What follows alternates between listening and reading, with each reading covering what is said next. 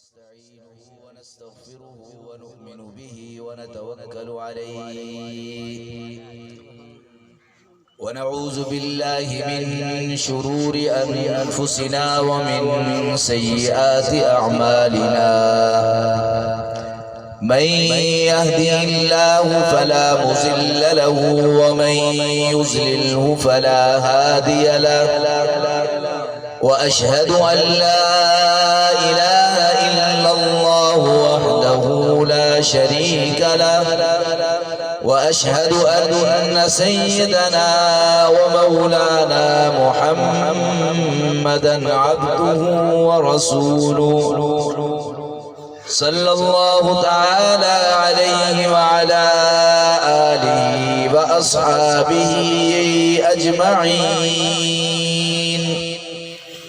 أما بعد فأعوذ بالله من الشيطان الرجيم بسم الله الرحمن الرحيم ألا إن أولياء الله لا خوف عليهم ولا هم يحزنون وقال النبي صلى الله تعالى عليه وسلم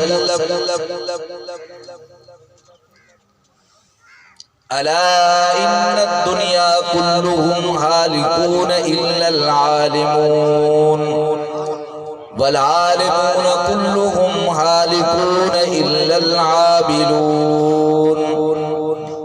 والعاملون كلهم هالكون إلى خطر عظيم أو كما قال عليه الصلاة والسلام صدق الله العظيم وبلغنا رسوله النبي الكريم ونحن على ذلك لمن الشاهدين والشاكرين والحمد لله رب العالمين.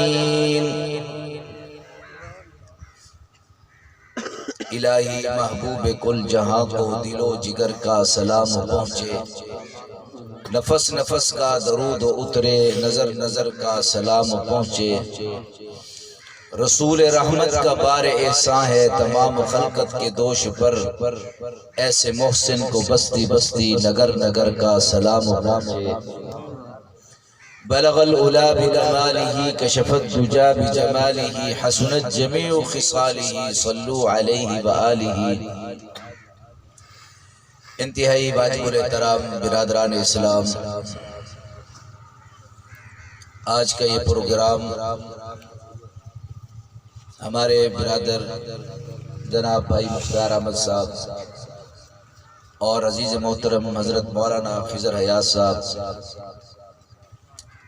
شان اولیاء اللہ کے بہترین اور خوبصورت عنوان سے انہوں نے یہ مجلس بنائی ہے. سٹیج پر موجود علاقے بھر کے استاذ حضرت مولانا قاری اللہ دیتا صاحب دامت بفیوزہم اور برادر محترم حضرت قاری غلام مصطفیٰ صاحب اور ہمارے عزیز حضرت مولانا محمد رفیق جامی صاحب تشریف فرمائے. اللہ رب العزت ہم سب کا یہاں آنا قبول فرمائے، اور جن جن حضرات نے یہ پروگرام سجایا ہے وہ خیرات کے انتظام کیا ہے، اللہ اپنی بارگاہ میں قبول فرمائے. قرآن مجید کی جو آیت میں نے پڑھی ہے، الا ان اولیاء اللہ لا خوف علیہم ولا هم يحزنون،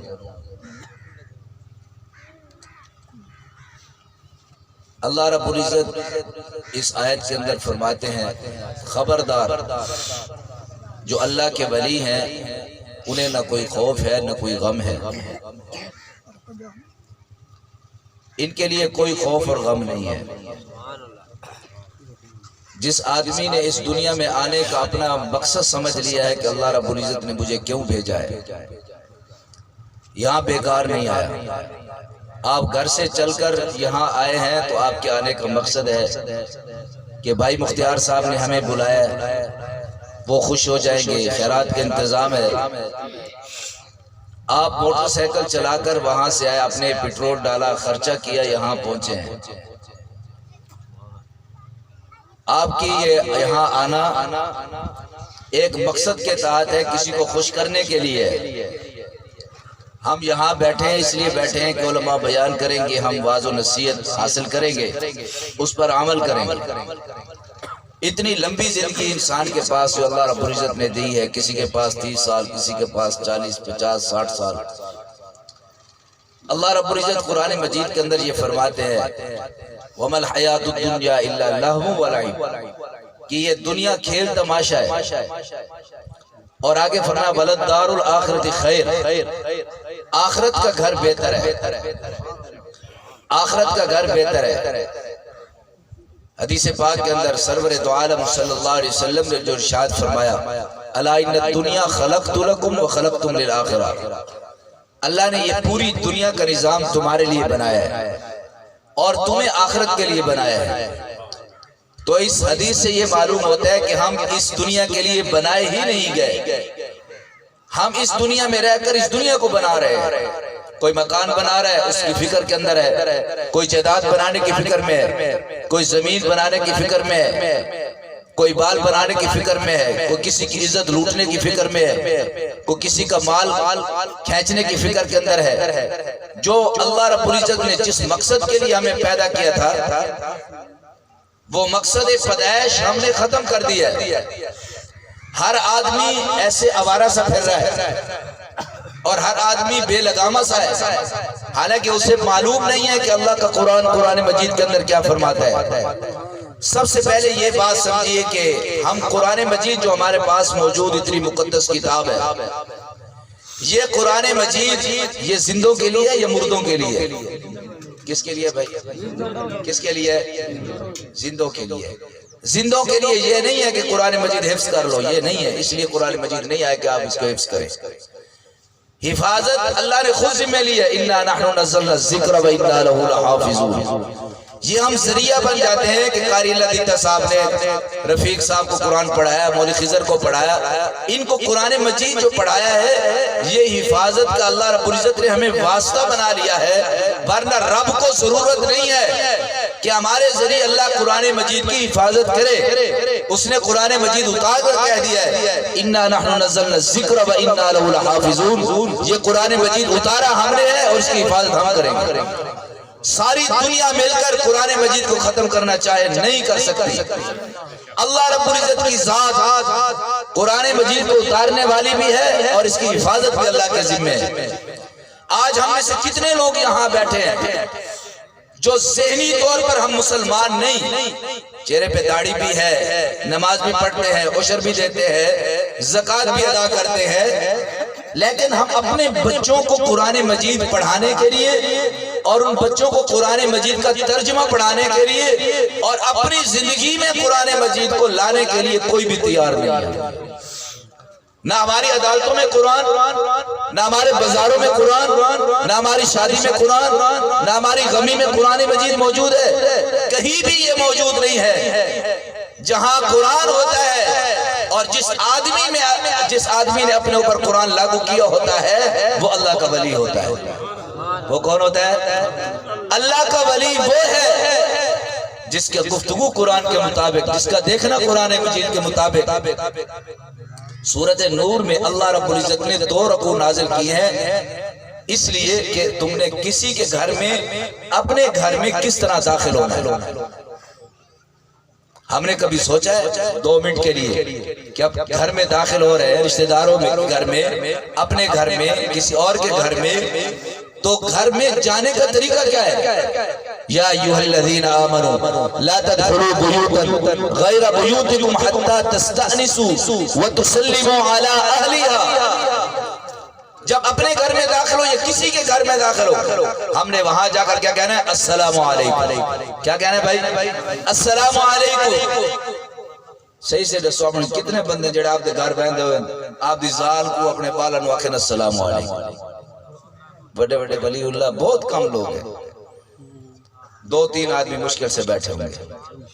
اپنے گھر میں جا کر کہیں السلام علیکم ورحمۃ اللہ وبرکاتہ۔ جب آپ نہیں کہیں گے آپ کو بچہ کیا سیکھے گا السلام علیکم؟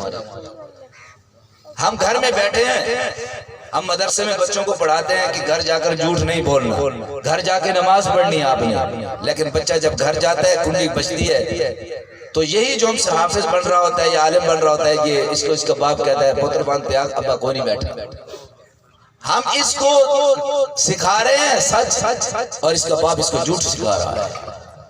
ہم کہتے ہیں بھائی نماز پڑھو، جو آدمی نماز نہیں پڑھتا بے نمازی کی نوست 40 گھروں پر پڑھتی ہے، اور خود بے نمازی کتنا منحوس ہوگا۔ جہاں سے گزرتا ہے بے نمازی، اللہ کی ساری مخلوق اس سے پناہ مانگتی ہے کہ تو کہاں سے ہمارے اوپر منحوس گزر رہا ہے۔ قرآن مجید نے یہ فرمایا کہ اللہ کی کائنات میں جتنی چیزیں ہیں، زمین نے آ کر شکایت کی سرور دو عالم صلی اللہ علیہ وسلم کو کہ میں ذکر کر رہی ہوتی ہوں، یہ آ کر مجھ پر پیشاب پخانہ کر دیتے ہیں، انہیں کہو کہ یہ پیشاب پخانے وقت کرتے وقت دعا پڑھا کر۔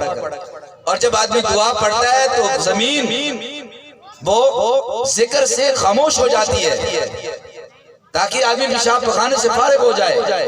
اللہ رب العزت کے قرآن فرماتا ہے وَإِن مِّن شَيْءٍ إِلَّا يُسَبِّحُ بِحَمْدِهِ وَلَٰكِن لَّا تَفْقَهُونَ تَسْبِيحَهُم۔ یہ درخت، یہ شجر، یہ حجر، یہ لہلہاتی کھیتیاں، آسمان، زمین، خلا، فضا، جتنی چیزیں ہیں، ریت کے ذرات تک یہ اللہ کا ذکر کرتے ہیں، سارے اللہ کے ذکر کے اندر مشغول ہیں۔ شیخ سعدی رحمت اللہ علیہ فرماتے ہیں نعرہ تکبیر، شان رسالت، تاج تخت، ختم نبوت۔ بس میں بات ختم کرتا ہوں، حضرت تشریف لائے۔ یہ سب چیزیں اللہ کے ذکر کے اندر مشغول ہیں، اور یہ سب چیزوں کو یہ شعور ہے کہ یہ کیا کر رہے ہیں۔ اللہ رب العزت نے انسان کو زبان عطا کی ہے، ورنہ جانور کو پتہ چلتا ہے کہ میرا مالک آ رہا ہے، کتے کو پتہ نہیں چلتا کہ یہ بندہ اجنبی آیا ہے محلے میں یا باہر کا اپنا آدمی ہے، اس کو پتہ چل رہا ہے۔ جناب نبی کریم سرور دو عالم صلی اللہ علیہ وسلم کی یہ خصوصیت ہے، ارسلت الی الخلق کافہ، اللہ کی جتنی مخلوقات ہیں سب کی طرف جناب نبی کریم سرور دو عالم صلی اللہ علیہ وسلم بنا کر بھیجے گئے۔ درخت بھی سمجھتے تھے یہ اللہ کے نبی ہے، اور پتھر بھی جانتے تھے یہ اللہ کے نبی ہے، جانوروں کو بھی سمجھتے یہ اللہ کے نبی ہے، اس لیے حضور ان کی بولی سمجھتے تھے اور وہ حضور کی بولی سمجھتے تھے۔ میں عرض کر رہا تھا، یہ ساری باتیں حضرت آپ کو بتائیں گے۔ قرآن مجید یہ زندوں کی کتاب ہے، اور جو زندہ اپنے اوپر لاگو کرتا ہے اسے اللہ کا ولی کہتے ہیں، اللہ کا ولی کہتے ہیں، اور جس کو اتباع سنت کے اندر جو اصل ہو وہ اللہ کا ولی ہوتا ہے۔ سب سے بڑے اللہ کے ولی ابو بکر صدیق اور ہے بھائی، ابو بکر صدیق، حضرت عمر، حضرت عثمان، حضرت علی، حضرت حسن حسین، یہ صحابہ کرام سب سے بڑے اللہ کے ولی ہیں، اور ایسے اللہ کے ولی ہیں اللہ رب العزت نے قرآن مجید کے اندر فرمایا کہ تم ان کے پیچھے چلو گے تم ہدایت پا جاؤ گے۔ یہ اللہ کے ولی ہیں، اور اللہ کے ولی کیا ہوتے ہیں؟ وہ ہر وقت انتظار میں ہوتے ہیں کب اللہ کا حکم آئے اور کب جناب نبی کریم صلی اللہ علیہ وسلم کی بات ہمارے کان میں پڑے، ہم عمل کے لیے تیار ہو۔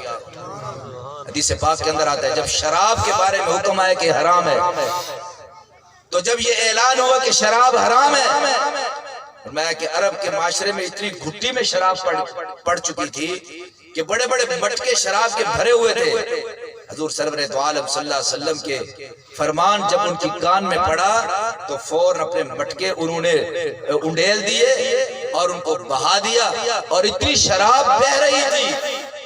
بخاری شریف میں روایت ہے کہ گلیوں میں جو ہے وہ شراب کے نالے چل رہے تھے، لوگ جو ہے ان کے پاؤں جو ہے وہ شراب کے اندر تر تھے، گھٹنوں تک بعض گلیوں میں جو ہے وہ شراب بہ رہی تھی۔ اتنی شراب پینے والا معاشرہ، لیکن ان کے دل میں اللہ اور اس کے رسول کی اہمیت تھی۔ جیسے ہی ان کے کان میں یہ بات پڑی فوراً نے شراب ڈال۔ پردے کا حکم ہوا کہ پردہ واجب ہو چکا ہے۔ جو عورتیں تھیں گلیوں کے اندر اور چل رہی تھی، ان کے کان میں جب یہ بات پڑی، حدیث پاک کے اندر آتا ہے وہیں بیٹھ گئے اور انہیں اپنے چادر اوپر ڈال دی اور گھر سے بڑی چادریں منگوائی، پردہ کر کے پھر گئی کہیں اللہ کے رسول صلی اللہ علیہ وسلم کے فرمان پر عمل کرنے میں تاخیر نہ ہو جائے۔ نعرے مارا نالے، زور جوش مارا نالے، کیا کام ہے یہ حضور صلی اللہ علیہ وسلم کے عاشق، سبحان اللہ۔ نہ اپنی شادی میں عاشق رسول نظر آتے ہیں، نہ اپنے کھانے پینے میں، بیوی کے ساتھ معاملات میں، نہ یہ اپنے بچوں کے ساتھ معاملات میں، نہ یہ دکان پہ عاشق رسول نظر آتے ہیں، نہ بازاروں میں نظر آتے ہیں۔ بس نام ہے، اس سے کچھ نہیں بنتا۔ قرآن مجید کے اندر اللہ فرماتے ہیں وَذَرُوا ظَاهِرَ الْإِثْمِ وَبَاطِنَا، جو تمہارے ظاہر پر گناہ ہے اس کو بھی چھوڑو، جو تمہارے باطن میں ہے اس کو بھی چھوڑو۔ ظاہر کے گناہ، تمہارا ظاہر بھی دین کے مطابق ہو، اندر بھی دین کے مطابق ہو۔ جیسے ہمارے ذمہ نماز فرض ہے ایسے شکر کرنا بھی فرض ہے، جیسے زکوٰۃ فرض ہے ایسے صبر کرنا بھی فرض ہے، جیسے حج فرض ہے اسی طرح تواضع حج اختیار کرنا بھی فرض ہے، جیسے شراب حرام ہے اسی طرح حسد کرنا بھی حرام ہے، جیسے آپ کو جوا کھیلنا حرام ہے اسی طرح جو ہے کسی کے ساتھ جو ہے اب تکبر کرنا یہ بھی حرام ہے۔ یہ اندر کے گناہ ہیں جو انسان اندر خراب ہوا بیٹھا ہے۔ اس لیے ہمارا دل جو ہے وہ نیکیوں کو قبول کیوں نہیں کرتا؟ اس لیے نہیں کرتا ہمارا اندر خراب ہے۔ حسد ہمارے اندر ہے، کسی کا مکان دے کر کہتے ہیں ایک ہی بڑھا ہے ایسے۔ تکبر اتنا ہے کہ بولنے کو کسی کو جی نہیں چاہتا۔ پوچھ لو سے بڑے عاشق رسول ہے جناب نبی کریم سرور دو عالم صلی اللہ علیہ وسلم چلا کرتے تھے، محسوس ہوتا تھا جیسے کوئی آدمی زمین میں جا رہا ہو۔ آپ سلام کرتے تھے اس کی طرف دیکھ کر سلام کرتے تھے، دور پیامن پر منہ کرتے سلام کرتے، اور سلام فرماتے حضور صلی اللہ علیہ وسلم۔ حدیث پاک کے اندر آتا ہے شمائل ترمذی میں، یہ آپ صلی اللہ علیہ وسلم ایسے ملتے تھے اور اس وقت تک ہاتھ نہیں چھوڑتے تھے جب اگلا آدمی ہاتھ نہ چھوڑے۔ یہ ہے عشق مصطفیٰ، یہ ہے اصل عملی طور پر پتہ چلے کہ حضور سرور دو عالم صلی اللہ علیہ وسلم کے ساتھ محبت کرنے والا ہے، جس میں سب سے زیادہ حضور کی ادائیں جس کے جسم میں ہوں گی، حضور کی ادائیں کرنے والا ہوگا، وہ سب سے بڑا اللہ کا ولی ہوگا۔ اللہ رب العزت مجھے آپ عمل کی توفیق نصیب